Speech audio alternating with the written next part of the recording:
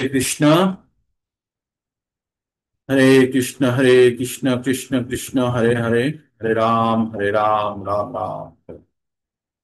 সমস্ত ভক্তবৃন্দকে সকালের আর একটি নতুন ভগবত গীতার সেশনে আপনাদের সকলকে স্বাগত। আর এই অনুষ্ঠান আপনাদের জন্যই, তাই আপনাদের সহযোগিতা ছাড়া এই অনুষ্ঠান চলবে না। তাই অনেক অনেক ধন্যবাদ। আমরা প্রথমে ভগবানকে স্মরণ করে নেব। हरे कृष्ण ओम कृष्ण। नमो भगवते वासुदेवाय। ओम नमो भगवते वासुदेवाय। ओम नमो भगवते वासुदेवाय। হরে কৃষ্ণ। তো আমরা ভগবত গীতা পঠন করতে করতে আমরা কোথায় প্রবেশ করেছি? 11 নম্বর অধ্যায়ে প্রবেশ করেছি। আমরা 10 নম্বর পর্যন্ত পড়ে ফেলেছি। তো আমরা, ভগবদ গীতা কি? ভগবদ গীতা ভগবানের নিঃসৃত বাণী। আর এই ভগবদ গীতার বাণী আমরা কিভাবে শ্রবণ করছি? আমরা ভগবদ গীতার মাধ্যমে, আমরা ভগবদ গীতা গ্রন্থের মাধ্যমে আমরা এটা আমাদের কাছে পেয়ে যাচ্ছি। তো এই ভগবানের মুখ নিঃসৃত বাণী আমাদের, যখন আমাদের ভগবান এই বাণী অর্জুনকে যুদ্ধক্ষেত্রে দিয়েছিলেন। কোথায় দিয়েছিলেন? যুদ্ধক্ষেত্রে। আর তাতে কি পরিবর্তন এসেছিল অর্জুনের মধ্যে? অর্জুনের মধ্যে একটি বিশাল পরিবর্তন, তার মনের যত সংশয় দূর করে তার কর্তব্যে অটল থাকার জন্য ভগবান তাকে উপদেশ দিয়েছিলেন। এবার এই উপদেশ যদি যুদ্ধক্ষেত্রের মতো জায়গায় যদি প্রযোজ্য হয়, যুদ্ধক্ষেত্র মানে হচ্ছে যেটা সব থেকে কঠিনতম অবস্থা, ঘোরতম অবস্থা, তাহলে আমাদের জীবনে, জীবন যুদ্ধের ক্ষেত্রেও সমভাবে প্রযোজ্য। তাই ভগবত গীতার বাণী হচ্ছে পূর্ণ এবং অত্যন্ত শুদ্ধ। ভগবত ভগবত গীতার বাণী ভগবানের মুখনিসৃত বাণী। তাই ভগবানের মধ্যে আর ভগবত গীতার মধ্যে কোনো পার্থক্য আমরা নিবেদন করবো না বা করা উচিত নয়। সবসময় ভগবত গীতার সামনে থাকা মানেই আপনারা ভাববেন যে ভগবান স্বয়ং আপনার সামনে আছে। শুধু আমাদের দুর্বলতা বা আমাদের অযোগ্যতা যে আমরা ঠিকভাবে চিনতে পারছি না, কিন্তু ভগবান আমাদের কাছে, আমাদের সঙ্গেই আছে, গ্রন্থ রূপে, ছাপা রূপে। তো ভগবত গীতা থেকে আমরা 5টা বিষয় সম্পর্কে জানতে পারি। 5টি বিষয় হচ্ছে: প্রথম বিষয়টি হচ্ছে ঈশ্বর, দ্বিতীয় বিষয়টি হচ্ছে জীব, তৃতীয় বিষয়টি হচ্ছে প্রকৃতি, চতুর্থ বিষয়টি হচ্ছে কাল, আর পঞ্চম বিষয়টি হচ্ছে কর্ম। এই প্রথম 4টে বিষয় আমাদের সকলের জন্য এক। আমাদের সকলের ঈশ্বর এক, আমাদের সকলের প্রত্যেকের আত্মা একই রকম। 3 নম্বর হচ্ছে সময়, একই সময়ে আমরা বসে আছি। আর কাল, কাল বললাম, আর প্রকৃতি একই, আমরা প্রকৃতিতেও আছি, আমরা জীব মন্দিরে আছি। তা সত্ত্বেও আমাদের কেন আলাদা আলাদা দেখতে? কারণ আমরা আলাদা আলাদা এই শরীর রূপী পোশাক পরে আছি। আমাদের পরিচয় কি? আমরা সকলে আত্মা। আমরা জন্ম জন্মান্তর ধরে একই রকম থাকি। আমরা শুধু পোশাক পরিবর্তন করি। পোশাক কি? এই শরীর রূপী পোশাক। এই শরীর কতগুলো জিনিস দিয়ে তৈরি? 5টি। আর স্থূল, এই আমাদের স্থূল শরীর 5টি তত্ত্ব দিয়ে তৈরি। 5টি তত্ত্ব কি কি? আকাশ, বায়ু, জল, আর অগ্নি, আর মাটি। এই 5টি তত্ত্ব দিয়ে আমাদের এই জড় শরীর তৈরি অথবা স্থূল শরীর তৈরি।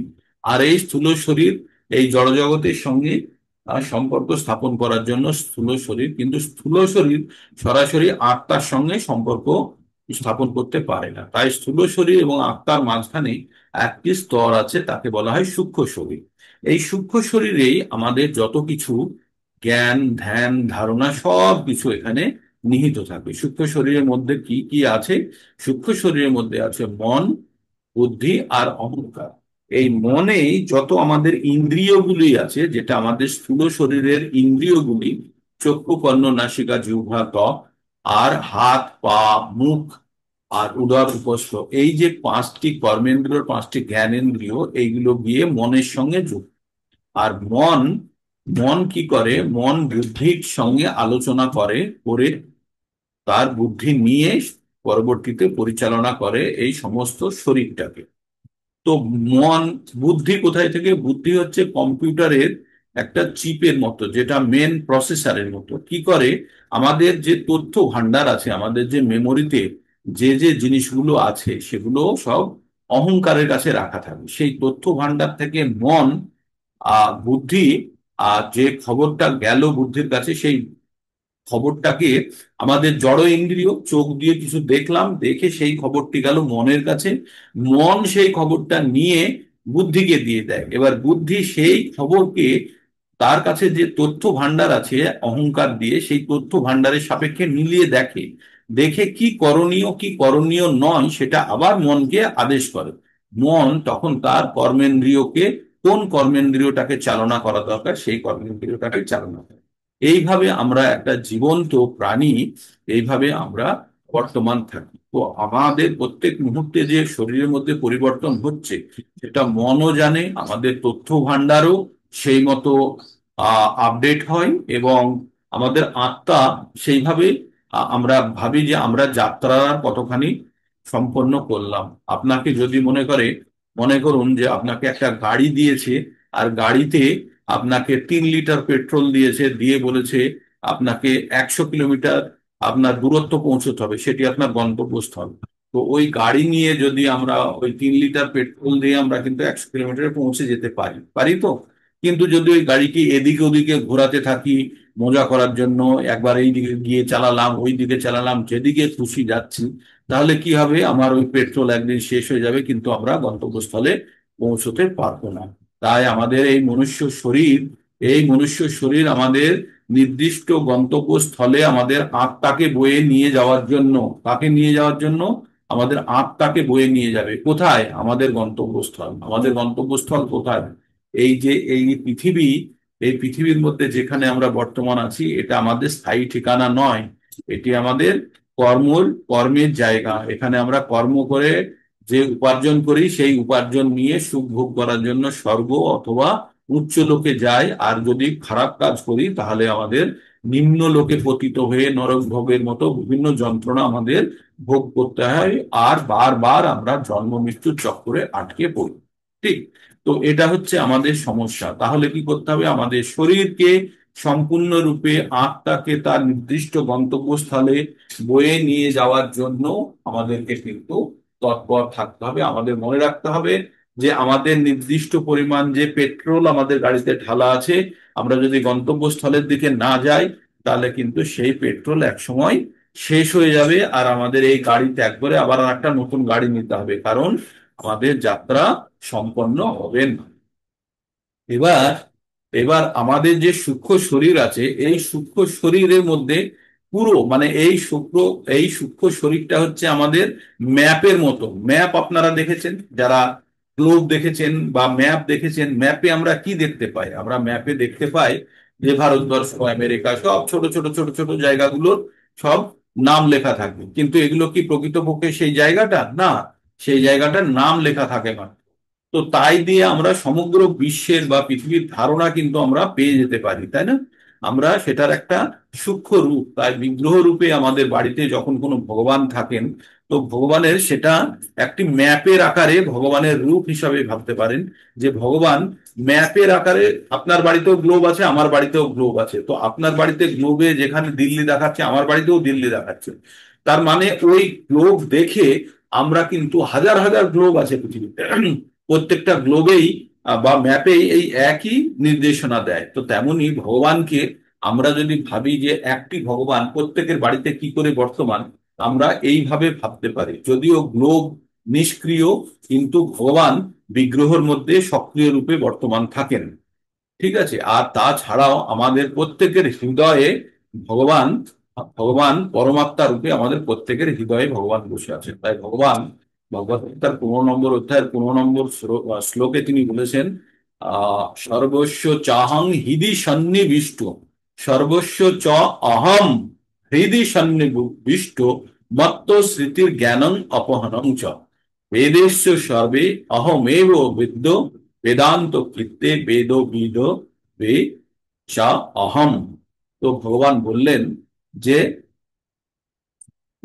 যে আমি সকলের হৃদয়ে বর্তমান থাকি, আমি সকলের হৃদয়ে বর্তমান থাকি, থেকে আমি কি করি, আমি সকলের স্মৃতি দিই আবার বিস্মৃতি দিই। কারণ আমরা যখন এই জীবন ছেড়ে আবার একটি নতুন জীবনে যাব, তখন ভগবান ইচ্ছে করে আমাদের পুরনো জীবনের যত ইতিহাস আছে সব ইতিহাস মুছে দেন। বিস্মৃতি, বিস্মৃতি মানে হচ্ছে স্মৃতি থেকে সরিয়ে দেওয়া। তাই ভগবান যাতে আমরা পুরনো জীবনের স্মৃতি আমরা বয়ে না নিয়ে যাই, নতুন ভাবে যেন আমরা আবার শুরু করতে পারি। তো এইভাবে আমাদের জীবন ক্রিয়া চলতে থাকে। আর কর্মের ফলেই আমাদের এই যে বর্তমান জীবনে আমরা যে কর্ম করছি, সেই কর্মই আমাদের পরবর্তী জীবনের জন্য দুয়ার স্বরূপ হবে। মানে একটা ঘর থেকে বেরোলেই আমরা আর একটা ঘরের মধ্যে প্রবেশ করে যাব। তো আমাদের সবসময় খুঁজতে হবে এমন একটা যে বাড়ি, যেখান থেকে এই ঘর থেকে বেরিয়ে যেন আর একটা ঘরে না ঢুকতে হয়, একদম যেন আমরা মুক্ত হতে পারি। তাই ভগবান বলছে, যারা এই ভগবানের যদি চিন্তায় মগ্ন না হয়ে যদি জড়জগতিক সুখ ভোগের চিন্তায় আমরা মগ্ন থাকি, তাহলে কিন্তু বারবার আমাদেরকে কিন্তু এই এক ঘর থেকে বেরিয়ে আর এক ঘরে ঢুকতে হবে, আমাদের যাত্রা সম্পন্ন হবে না। আর জন্ম মৃত্যু জরা ব্যাধির মধ্যে থাকলে আমরা জানি না যে আমাদের কোন ইচ্ছা আমাদের মনের মধ্যে রয়ে গেছে। কেউ যদি কখনো ভেবে থেকেছে যে পাখির মতো ইচ্ছা আমার উঠতে ভীষণ ইচ্ছে করে, সে অবধারিত রূপে যদি মৃত্যুর সময় সেই কথা স্মরণ করে ফেলে, তাহলে কিন্তু তার পরবর্তী জীবনে পাখির জীবন নিশ্চিত। ঠিক। তো আমাদের সবসময় ভগবান 8 নম্বরে কি বলেছে আপনাদের, 8, 5, 6, 7 খুব সুন্দরভাবে মনে রাখতে হবে। 5, 6, 7, 8-এর আমরা কি পড়েছি? আমরা পড়েছি মৃত্যুর সময় যে যা স্মরণ করে দেহত্যাগ করবে সেটাই সে পাবে। আর কি বলেছি আমরা? মৃত্যুর সময় যদি সেটা যা যে ভেবে স্মরণ করে দেহত্যাগ করবে সে সেটাই পাবে, সেটা হচ্ছে 8-এর 6। আর আর কি বলছে তার সঙ্গে? সারাদিন যা যে ভাবনা চিন্তা করে সেটাই কিন্তু তার স্মরণে আসবে। সেজন্য ভগবান 8-এর 7-এ কি বললেন?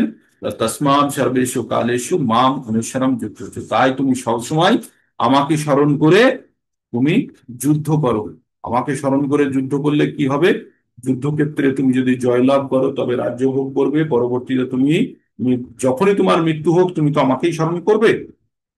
আর যদি তুমি যুদ্ধ হেরে যাও, শত্রুরা যুদ্ধে হারেন না, তারা কি হয়? তারা মৃত্যুবরণ করে। মৃত্যুবরণ করলে তুমি তো আমাকে স্মরণ করতে করতে মৃত্যুবরণ করবে, তাহলে তুমি কিন্তু আমাকেই পাবে। তো এইভাবে ভগবান বলে দিয়েছেন। আর কি বলেছেন? ভগবান বলেছেন এই পৃথিবীর নাম দুঃখালয়ম অশাশ্বতম। তাই এখানে আমরা চিরস্থায়ী বাসা বাঁধার কথা ভাবলে আমাদের ভুল হবে। কারণ আমরা একটা বাচ্চা যদি ভাবে স্কুলে গিয়ে এটাই আমার সারা জীবনের আশ্রয়স্থল, তাহলে খুব ভুল হবে, তাই না? স্কুলটি প্রত্যেকটা দিনের সপ্তাহে 5 দিন বা 6 দিনের জন্য, আর একটি নির্দিষ্ট ক্লাস একটা একটা বৎসরের জন্য। তো কেউ যদি ভাবে যে এই স্কুল আমার ভীষণ ভালো লাগে, সারা জীবন আমি স্কুলে কাটিয়ে দেবো, সে কখনোই কাটাতে পারবে না। কিছুদিন পরে স্কুল থেকে তাকে বলবে, বাবা তুমি চলে যাও, অন্য স্কুলে ভর্তি হও, উঁচু ক্লাসে তোমার প্রমোশন হয়ে গেছে, বা পড়াশোনা না করলে তোমাকে স্কুল থেকে তোমার নাম খাতা থেকে কেটে দেওয়া হচ্ছে। ঠিক।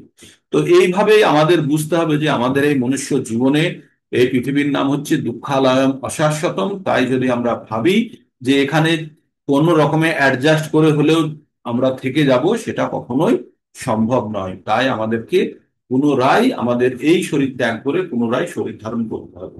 আর এই শরীরের মধ্যে আমাদের যদি কোনো অবস্থাতে কোনো রকম যদি আমাদের চাওয়া পাওয়া লুকিয়ে থাকে, তাহলে কিন্তু এই যে আমরা সকালে এই জীবনের চক্র নিয়ে বসে আছি, তেমনটি পুনরায় আমাদেরকে জন্মগ্রহণ করতে হবে। মানে বারবার আমাদেরকে ওই আমাদের ইচ্ছা পূরণের জন্য আসতে হবে। আর জন্ম মৃত্যু জরা ব্যাধি, আদি আত্মিক, আদি ভৌতিক, আর আধ্যাত্মিক, এই কষ্টের মধ্যে দিয়ে আমাদেরকে যেতে হবে। তো আমরা ভগবদ গীতাকে 3টে সেকশনে পড়ার জন্য সুবিধার জন্য ভাগ করে নিয়েছি। 1 থেকে 6 পর্যন্ত হচ্ছে আমাদের কর্মযোগ, 7 থেকে 12 পর্যন্ত হচ্ছে আমাদের ভক্তিযোগ, আর 13 থেকে 18 পর্যন্ত হচ্ছে জ্ঞান যোগ। তো এই 3টে অংশের মধ্যে ভক্তি যোগের সব থেকে গুরুত্ব বেশি দেওয়া হয়েছে এখানে।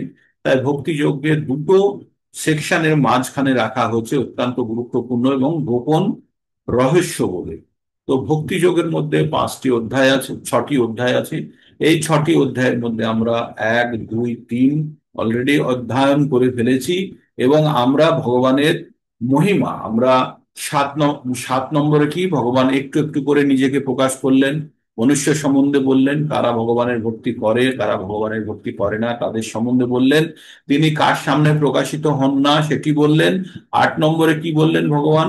ভগবান 8টি বিষয়ের উপরে উত্তর দিলেন। তার মধ্যে সব থেকে গুরুত্বপূর্ণ বিষয়টি ছিল মৃত্যুর সময় কিভাবে স্মরণ করবে ঈশ্বরকে। তো তিনি তার জন্য বললেন, মৃত্যুর সময় যে যেভাবে ভগবানকে স্মরণ করবে সে সেভাবেই প্রাপ্ত করবে। সুতরাং তুমি অর্জুন সর্বদা ভগবানকে স্মরণ করে ভগবানের বুদ্ধি এবং মন অর্পণ করে তুমি যুদ্ধ করো। তারপরে ভগবান বললেন, এই পৃথিবীটি দুঃখালয় অশাশ্বতম, এখানে কেউ স্থায়ী বন্দোবস্ত করো না। আর এখান থেকে যেখানেই যাবে পুনরায় এই পৃথিবীতে ফিরে আসতে হবে। আরম্ভ ভুবনার লোকা পুনরাবর্তী না অর্জুনা, মাম উপেক্ষিতু কন্তেও পুনর্জন্ম না বিদ্যতে। ভগবান বললেন যে ভগবানকে যদি কেউ পেয়ে যায় তাহলে পুনর্জন্ম হবে না। তো আমরা এই লজিকটার উপরে, আমরা এই সিদ্ধান্তের উপরে আমাদের জীবনের রূপরেখাকে নিরূপণ করেছি। কিভাবে? যে ভগবানকে যদি কেউ পেয়ে যায় তাকে আর পুনর্জন্ম গ্রহণ করতে হবে না। তো ভগবান 3টে রাস্তা বলে দিয়েছেন। প্রথম রাস্তায় বলেছেন যে মৃত্যুর সময় ভগবানকে স্মরণ করলে ভগবানকে পাবে। 2 নম্বর তিনি বলেছেন ভগবানের জন্মকর্ম যদি কেউ তত্ত্বভাবে জানতে পারে তাহলে সে ভগবানের কাছে যেতে পারবে। সেটা অবশ্য অত্যন্ত কঠিন, সেটা আমরা 10 নম্বর অধ্যায়েও দেখলাম। দেবতারা, মুনি, ঋষিরা পর্যন্ত ভগবানকে সঠিকভাবে জানতে পারে না। তাই আমরা বারবার অধ্যয়নের মাধ্যমে, বিভিন্ন ভগবানের লীলা সমূহের মাধ্যমে বা ভগবানের বিভিন্ন অবতারের মাধ্যমে আমরা পঠন পাঠন করে আমরা ভগবান সম্বন্ধে সম্যক জ্ঞান অর্জন করার চেষ্টা করব। আর 3 নম্বর পদ্ধতি বললেন, কি বললেন? যে আমার এই পরম জ্ঞান যে আমার ভক্তদের মধ্যে বিতরণ করে সে অবশ্যই আমার কাছে আসবে, তাতে কোনো সন্দেহ নেই। এই বিভিন্ন পদ্ধতি, এগুলো বেসিক 3টে প্রসেস বলেছে। তাছাড়া আরো অনেকবার বলেছে। ভগবান বলেছেন 9 নম্বরের শেষে, মন্মনা ভাব মদ ভক্ত মদ্দাজি নাম নমস্কুরু মামেব এষস্বী যুক্তৈব আত্মানাং মৎপরায়া। আমাকে মনে প্রাণে যুক্ত হয়ে তুমি ভক্তি করো, নমস্কার করো, তুমি আমার পুজো করো, তুমি আমার ভক্ত হও, তুমি অবশ্যই আমার কাছে আসবে, তাতে কোনো সন্দেহ নেই। 10 নম্বরে ভগবান পুনরায় জ্ঞান দিলেন অর্জুনকে।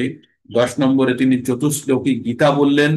তার মধ্যে বললেন যে এই জ্ঞান পরম জ্ঞান, উত্তম জ্ঞান, এই জ্ঞান একবার অর্জন করে গেলে সে জন্ম মৃত্যুর চক্র থেকে, সে পৃথিবীর সমস্ত ক্লেশ থেকে মুক্ত হয়ে যায়।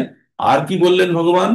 10 নম্বরে আর বললেন যে যাদের মধ্যে শ্রদ্ধা নেই তারা কখনোই ভগবানকে জানতে পারে না বা ভগবানের কাছে চরম গতি সে লাভ করতে পারে না। তো শ্রদ্ধা আমাদের এখানে বিশেষ গুরুত্বপূর্ণ।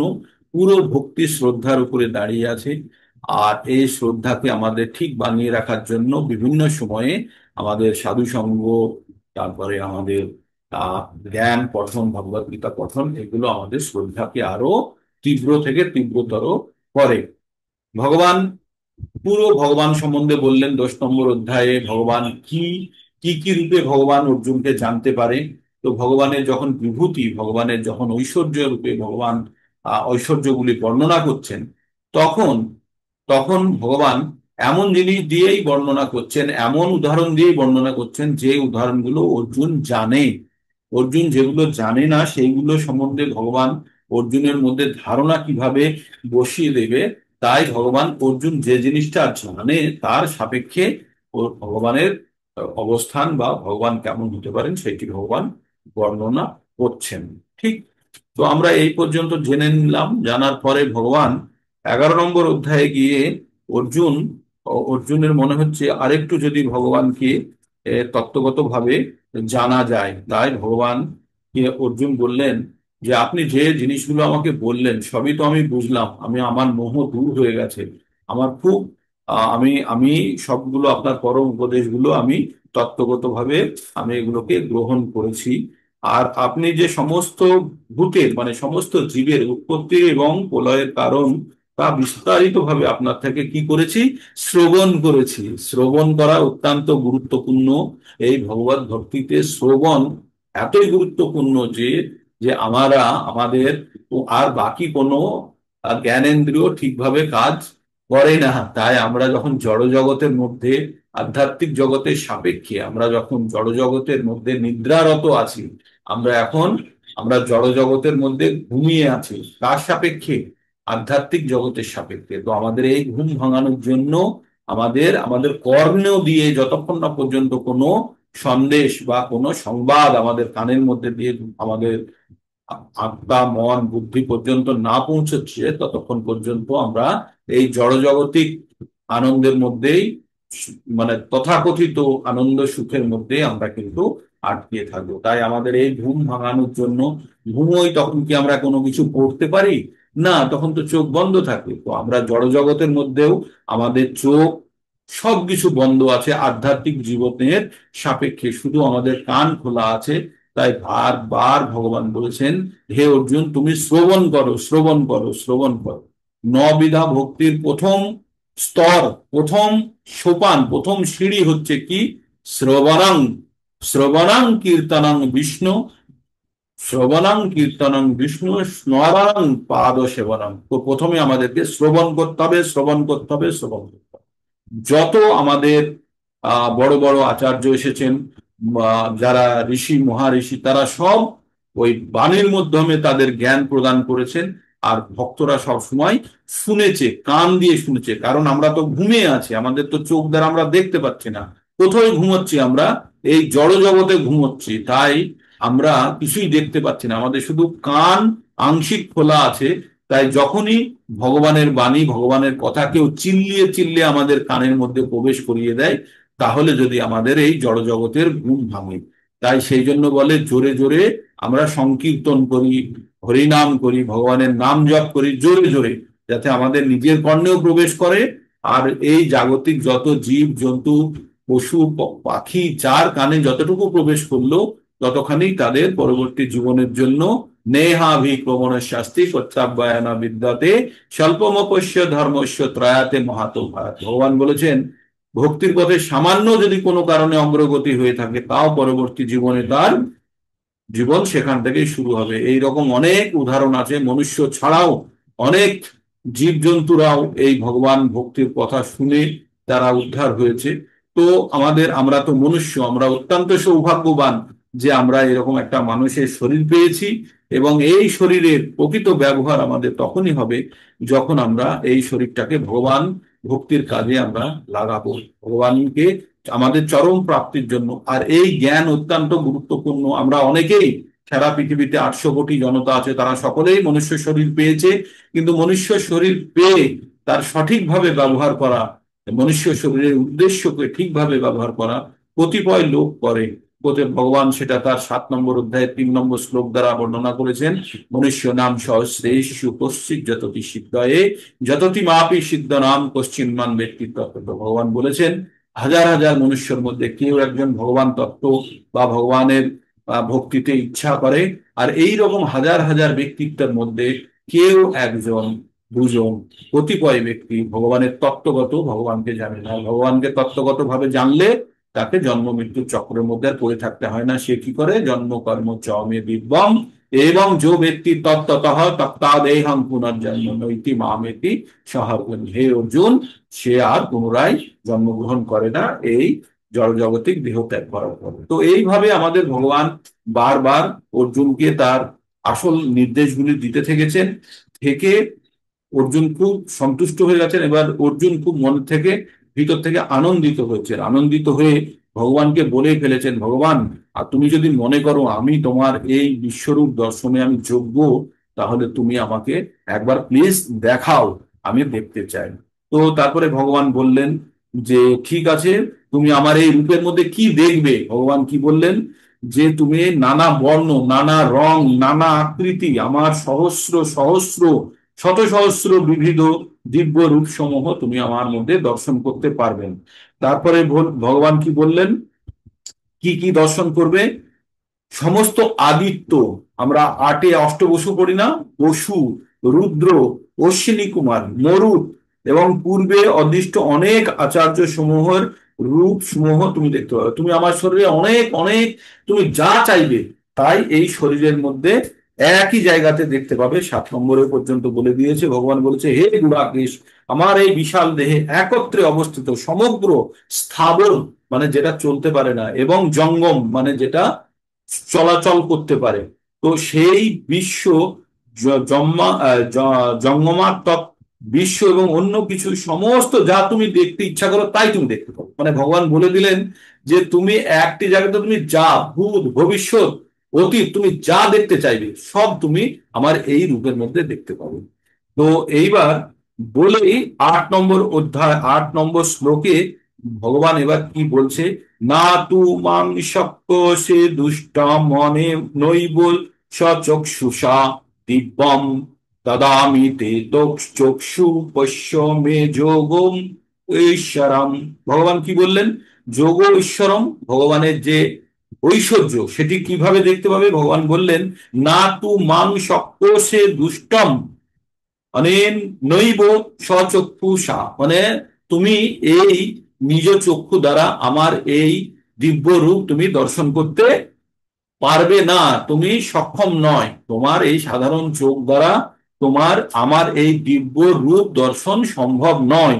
তাই কি করলাম? দিব্যম দদামি, দদামি তে চক্ষু, দিব্যম আমি তোমাকে দিব্য, দদামি দদামি মানে দেওয়া, আমি তোমাকে দিব্য চক্ষু দিলাম, পশ্য মে যোগম ঐশ্বরম, এবার তুমি যোগ ঐশ্বর্য তুমি আমার দেখো।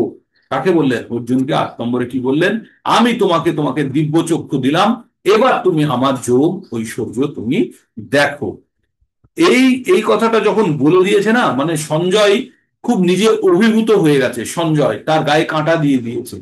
এবার ধৃতরাষ্ট্রের সামনে এই জিনিসগুলো যখন বলছে, অন্ধ তো বসে বসে শুনছে, কিন্তু সঞ্জয় যেহেতু বর্ণনা করছে যে ভগবান এবার অর্জুনকে কিন্তু দিব্য চক্ষু দিয়ে দিয়েছে, এবার অর্জুন কিন্তু সবকিছু দেখতে পাচ্ছে।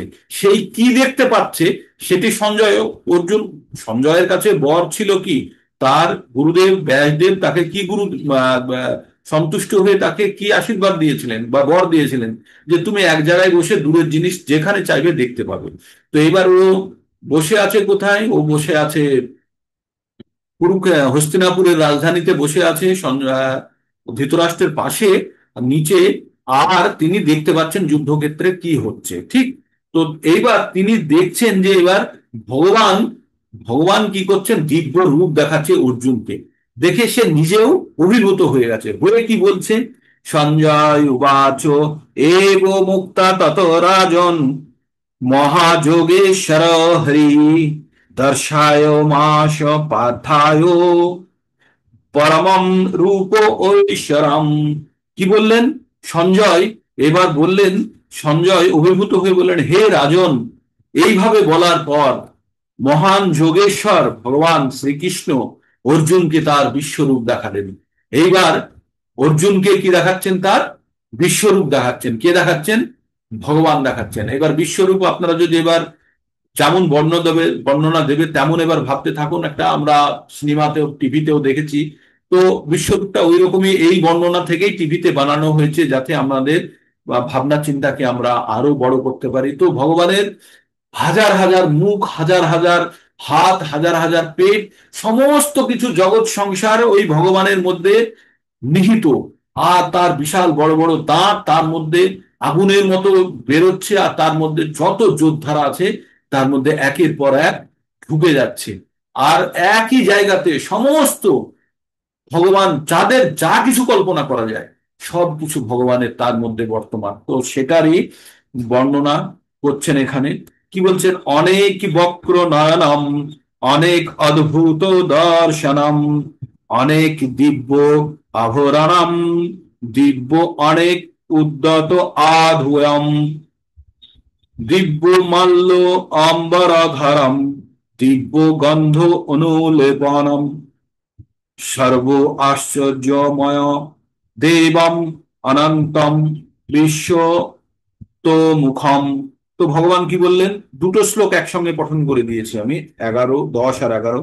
অনেক বক্র নয়ন বলছে, অনেক বক্র নয়নম, অনেক মানে আমরা অনেক মানে জানি প্রচুর, বক্র মানে মুখ, নয়নম নেত্র, অনেক অদ্ভুত দর্শনম, অনেক কিছু অদ্ভুত তার মধ্যে দর্শনের যোগ্য জিনিস, দিব্য মাল্য, দিব্য মাল্য পরে আছে, আর সমস্ত শরীর আভরণ, আভরণ মানে হচ্ছে ভূষণ, মানে আপনার অলংকারে ভর্তি, আর দিব্য গন্ধ তার শরীরে থেকে পাওয়া যাচ্ছে, সর্বাশ্চ আশ্চর্যময় দেব মনস্তং বিশ্বমুখম, তার সমস্ত বিশ্বমুখ দেখালেন। তাহলে ভগবান এখানে মানে অর্জুন সেই বিশ্বমুখে অনেক মুখ, অনেক নেত্র, অনেক অদ্ভুত দর্শনীয় বস্তু দেখলেন। সেই সঙ্গে রূপ অসংখ্য দিব্য অলংকারে সজ্জিত ছিলেন অনেক, এবং অনেক উদ্যত দিব্য অস্ত্র ধারণ করেছিলেন। সেই বিশ্বরূপ দিব্য মাল্লা ও দিব্য বস্ত্রে ভূষিত ছিলেন। তার অঙ্গ দিব্য গন্ধ দ্বারা অনুলিপ্ত, মানে লেপন করা ছিল শরীরে, মানে গন্ধ বেরোচ্ছিল তার শরীর থেকে। সবই ছিল অত্যন্ত আশ্চর্যজনক, জ্যোতির্ময়, অনন্ত এবং সর্বব্যাপী।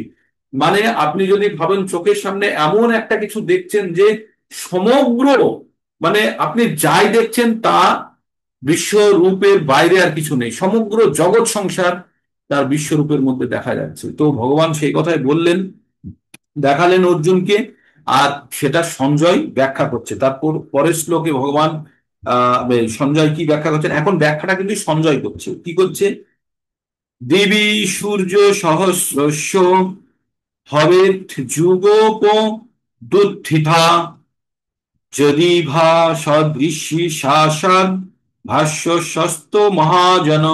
বললো যদি আকাশে সহস্র সূর্য, আকাশে যদি হাজার হাজার সূর্য একসঙ্গে উদিত হয়, মানে একটা সূর্যের কবলেই তো আমাদের অবস্থাটাই, বলছে এরকম হাজার যদি সূর্য উদিত হয়, তার ফলে যে আলো প্রকাশিত হবে, সেই আলো সেই বিশ্বরূপের ভিতর থেকে, তার সামনে থেকে যে বেরিয়ে আসছে, তাই সেই আলোর সমান কতগুলো শত সহস্র, মানে লক্ষ সূর্য যদি আকাশে থাকে, তার যে আলো হবে, সেই রকম আলো প্রদীপ্ত হচ্ছে বিশ্বরূপের মুখ, মানে বিশ্বরূপ থেকে।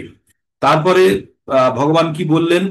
তত্র একস্থম, তত্র একস্থম জগত কিচ্ছন্নস্য প্রভৃক্ত মনে কথা কথা অপ অপশ্য অপশ্য দেব দেবস্য শরীরে পাণ্ডবস্তথা। ভগবান কি বললেন? তখন অর্জুন ভগবান পরমেশ্বর ভগবানের বিশ্বরূপে বহু প্রকার বিভক্ত সমগ্র জগৎকে একত্রে অবস্থায় দেখলেন। মানে পুরো শরীরের মধ্যে পুরো জগৎ সংসারকে অর্জুন দেখতে পেলেন, যে অর্জুনকে দিব্য চোখ দিয়েছে, আর অর্জুন যাই দেখছে এই ভগবানের মধ্যেই সমস্ত জগৎ সংসারকে দেখতে পাচ্ছেন। তারপরে অর্জুন তারপরে কি সঞ্জয় ব্যাখ্যা করছে, কিন্তু এটা কি ব্যাখ্যা করছে? তত স বিস্ময়াবিষ্ট, তত স বিস্ময়াবিষ্ট ইষ্ট রাম ধনঞ্জয় প্রণম্য শিরসা দেব কৃতাঞ্জলির ভাষত। তারপরে অর্জুন বিস্ময়ে, অর্জুন আর বুঝতে পারছে না, মানে বিস্ময়ে অভিভূত হয়ে গেছে এবং রোমাঞ্চিত হয়ে অনেক, তারপরে কি করলো? অবনত মাথা নিচু করে ভগবানকে বড় জোরে প্রণাম করে বলতে লাগলেন। এবার ভগবানকে কি বলতে লাগলেন সেগুলো আমরা জানবো। তো আপনারা যখন মনে মনে বিশ্বরূপকে যখন কল্পনা করবেন বা শুনবেন, ভাববেন, তখন আপনারাও মনে মনে বড় জোরে ভগবানের কাছে সেই একই প্রার্থনা করবেন, ভগবানের রূপ দর্শন করার চেষ্টা করবেন মনে মনে। আর নিজেকে সেই জায়গাতে নিয়ে যাবেন যে যেভাবে বর্ণনা দিচ্ছে বর্ণনাগুলো শুনে আমাদের মনের মধ্যে ভগবানের বিশ্বরূপ সম্বন্ধে একটি ধারণা প্রস্তুত করতে বলছি। এইবার অর্জুন কি দেখছে? পশ্যামি দেবস্তব দেব দেহে, দেব দেহে সর্বস্তথা ভূত বিশেষণ সংহান ব্রহ্মাণ মনীষং কমলাসনস্থ ঋষিংশ্চ সর্বাণু গাহংশ্চ দিব্যান। এটা আসলে অন্য ছন্দে ছিল, চারটে লাইনের ছন্দে আছে। পশ্যামি দেবস্তং দেব দেহে সর্বস্তথা ভূত বিশেষণাসঙ্গান ব্রহ্মাণি ব্রহ্মাণমীশং কমলা কমলাসনস্থম ঋষিশ্চং সর্বানুর গাংশ্চ দিব্যান। হে দেব, কারা এবার স্তুতি হচ্ছে, হে দেব, তোমার দেহে সমবেত দেব দেবতারা বিভিন্ন প্রাণীদের কমলাসনে স্থিত ব্রহ্মা, শিব, ঋষিদের ও দিব্য সর্পদের দেখছি। কে দেখছে এগুলো? অর্জুন দেখছে। আগের শ্লোকে কি বললো? অর্জুন বিস্ময়ান্বিত ও রোমাঞ্চিত হয়ে অবনত মস্তকে ভগবানকে প্রণাম করে কি বলতে লাগলেন? বলতে লাগলেন, হে দেব, আমি তোমার শরীরে সমবেত সমস্ত দেব দেবতাদের, বিভিন্ন প্রাণীদের, কমলাসন মানে পদ্মের উপরে স্থিত ব্রহ্মা, শিব, ঋষিদের এবং দিব্য সর্পদের আমি দেখতে পাচ্ছি। কে বলল? অর্জুন বলল ভগবানকে। তারপরে অর্জুন আরো বলে যাচ্ছে, এটা সঞ্জয় ব্যাখ্যা করছে, কি বলছে? অনেক বাহু উদর বক্র নেত্রম পশ্যামি তং সর্বত অনন্ত রূপম নাত্তং না মধ্যং না পুনস্ত বাদিন বাদিং পশ্যামি বিশ্বেশ্বর বিশ্বরূপ। বললেন, হে বিশ্বেশ্বর, হে বিশ্বরূপ, তোমার সর্বত্র ব্যাপ্ত অনন্ত রূপে অনেক বাহু, অনেক উদর, অনেক মুখ, নেত্র সমূহ আমি দেখছি। তোমার আমি তোমার আদি মধ্য অন্ত কিছুই দেখতে পাচ্ছি না। মানে কোথায় থেকে শুরু আর কোথায় শেষ, কোথায় মধ্য, আমি কিছুই বুঝতে পারছি না। আমি শুধু অনন্ত রূপ আমি দেখতে পাচ্ছি, যার মধ্যে সমস্ত দেব দেবতা, পশু পাখি, সমস্ত জগৎ সংসারকে আমি একটি জায়গাতে দিব্য অবস্থায় দেখতে পাচ্ছি। তারপরে ভগবান বলছেন, কিরীটিং গদিনাম চক্রিনাম চ তেজো রাশিং সর্বত দীপ্তিমন্তাম পশ্যামি তাং দূরি দুর্নির্নিরীক্ষং সমস্তাদ দীপ্তি অনালার্ক দ্যুতিম প্রশমেয়ম প্রমেশম। তো ভগবান কি বললেন? কিরীটিং গদিনাং চক্রিণাং চ তেজো রাশিং সর্বত দীপ্তিমন্তাম পশ্যামি তাম দুর্নিরীক্ষাং সমস্তাদ দীপ্তানলার্ক দ্যুতিম প্রয়ম প্রমেশম প্রমেয়ম। তো ভগবান কি বললেন?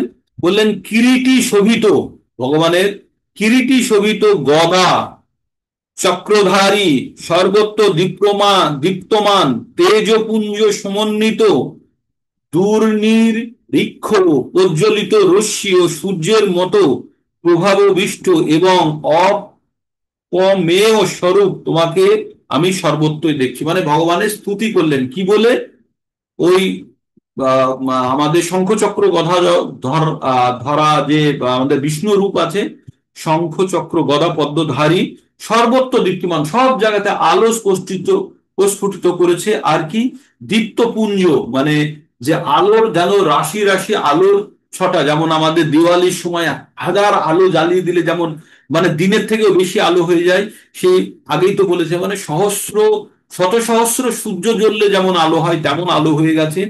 আর বলছে কি, প্রজ্বলিত রশ্মি সূর্যের মতো প্রভাব বিশিষ্ট এবং অপ্রমেয়, যেটাকে মাপা যায় না, যে যে জিনিসটা বলছে সেটাকে কখনো মাপা যাবে না, সেই রকম আমি তোমাকে সব জায়গাতে দেখছি। মানে ওখানে এইরকম ঘরের মধ্যে আপনারা যদি বসে যান, চারিদিকে যেমন ঘর দেখেন, অর্জুন তখন কি করছে? সমস্ত দিকে যেদিকেই তাকাচ্ছে ভগবানের বিশ্বরূপ দর্শন করছেন।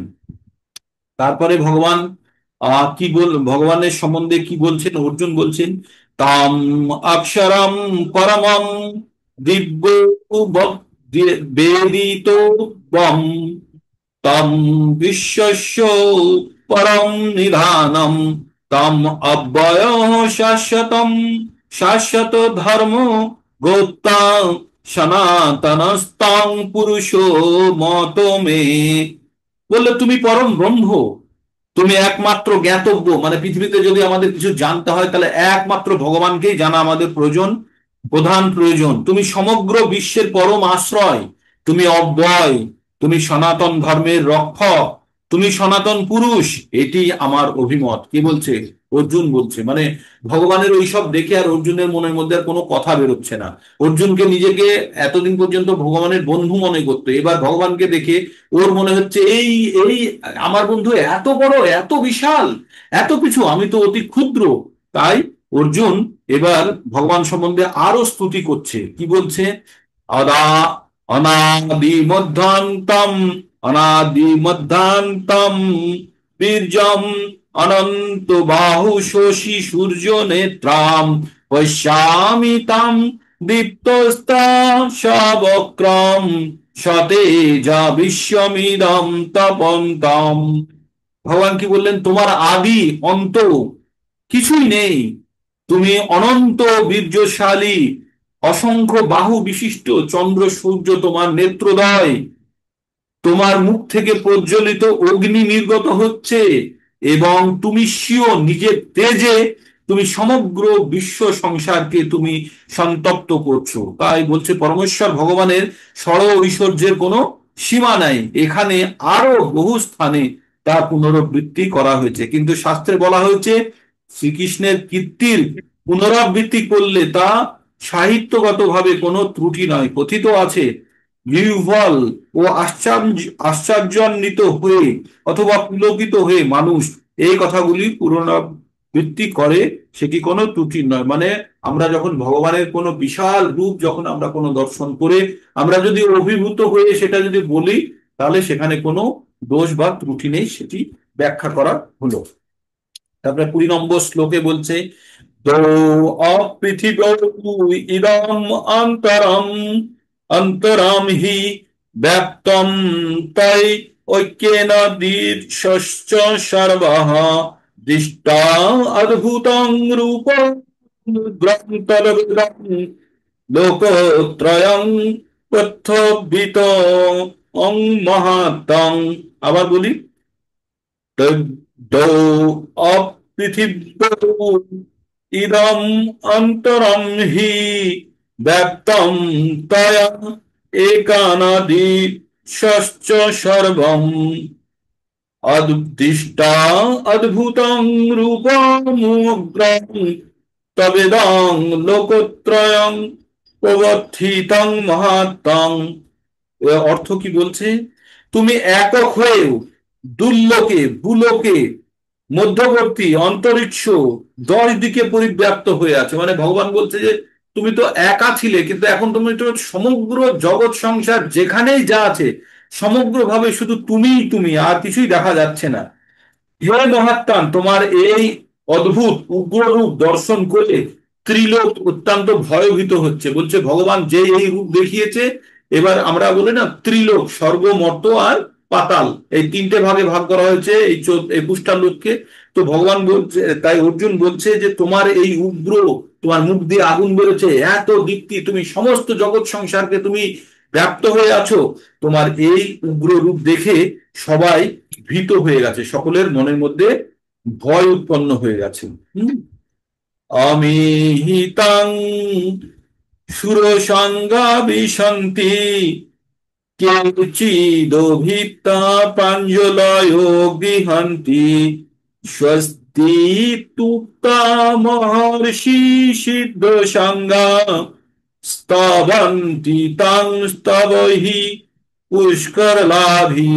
ভগবান কি বলছে, সমস্ত দেবতারা তোমার শরণাগত হয়েছে, মানে তোমার কাছে আশ্রয় নিয়েছে, তোমাতেই প্রবেশ করেছেন। কেউ কেউ ভীত হয়ে বড় জোরে, ভীত হয়ে ভয়ে তোমার গুণগান করছে। আমরা যখন কোনো বিশেষ ভয়ের কারণ হয়ে যায়, যাকে দেখি তাকেই, যাকে দেখে ভয় হচ্ছে তার আমরা প্রশংসা করতে পারি, করতে চাই।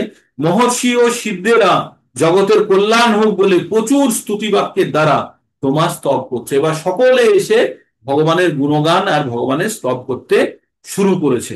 তারপরে ভগবান কি বলছে, রুদ্রাদিতত্ত্ব বসব যে সাধা বিশ্বে হসিন্ন মরুতশ্চোস্মা পাশ্চ গন্ধর্ব যক্ষার সুর সিদ্ধ সঙ্গা বিক্ষান্তি তাং বিস্মৃতা শৈব সার্বে।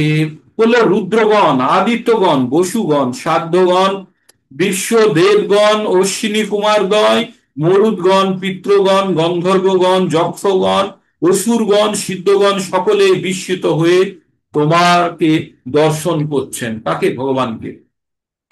রূপং মহত্তে বক্র নেত্র বক্র বহু বক্র নেতাং মহাবাহু বহু বাহু রূপ পাদম বহু বহু দ্রষ্টা করলাম দৃষ্টা লোকপথি অভ্যধিস্থা স্থাহম, বললে হে মহাবীর, ভগবানকে বলছেন, বহু মুখ, বহু বাহু, বহু নেত্র, বহু উরু, বহু পদ, বহু উদর, বহু করাল, করাল মানে দাঁত, করাল মানে তীক্ষ্ণ দন্ত বিশিষ্ট তোমার বিরাট রূপসমূহ দর্শন করে সমস্ত লোকসমূহ অত্যন্ত ব্যথিত হয়ে, এবং তেমনি আমিও অত্যন্ত ব্যথিত হচ্ছে, মানে সবাই ভয় পেয়ে গেছে কিসে, এইভাবে ভগবানের রূপ দেখে। তো আজকে অনেকটাই এগিয়ে গেছে। তো 24 থেকে আমরা লম্বা করে পড়বো এটা আরেকটু। আহ, যেহেতু বিশেষ অংশে প্রবেশ করে গেছে, এখান থেকে বেরোতে ইচ্ছে করছে না তো, কিন্তু যেহেতু লম্বা আছে আজকে তো শেষ হবে না। কালকে প্রথমের ওই ওই ব্যাখ্যাটা বন্ধ করে পুরোটাই আপনাদেরকে আমি শোনানোর চেষ্টা করব, ঠিক আছে? খুব একটা বেশ বিষয় রোমহর্ষক ব্যাপার ভগবানের বিশ্বরূপ দর্শন। হ্যাঁ, তো এইখানে আমরা দর্শনের অর্ধেক অবস্থায় 24 নম্বরে আগে 23 নম্বর পর্যন্ত গিয়ে আমরা থেমে গেলাম, ঠিক আছে?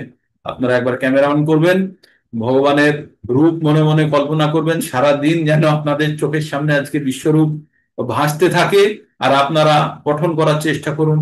আহ বারবার স্মরণ করুন এটাকে, মনে মনে ভাবুন যে অর্জুনের জায়গায় আপনি আছেন আর ভগবানকে দেখছেন, তখন আপনার মনে মধ্যে কি হবে। ঠিক আছে, হরে কৃষ্ণ কৃষ্ণ কৃষ্ণ হরে হরে, হরে রাম রাম রাম হরে হরে। তো কারো কিছু বলার থাকলে হ্যান্ড রেজ করে বলতে পারেন। আর আপনাদের সংখ্যা কিন্তু একটু কম হয়ে গেল, আর একটু আপনাদের ওই ভাবনা চিন্তা করতে হবে কি করে আমাদের ভক্তরা কোথায় চলে যাচ্ছে।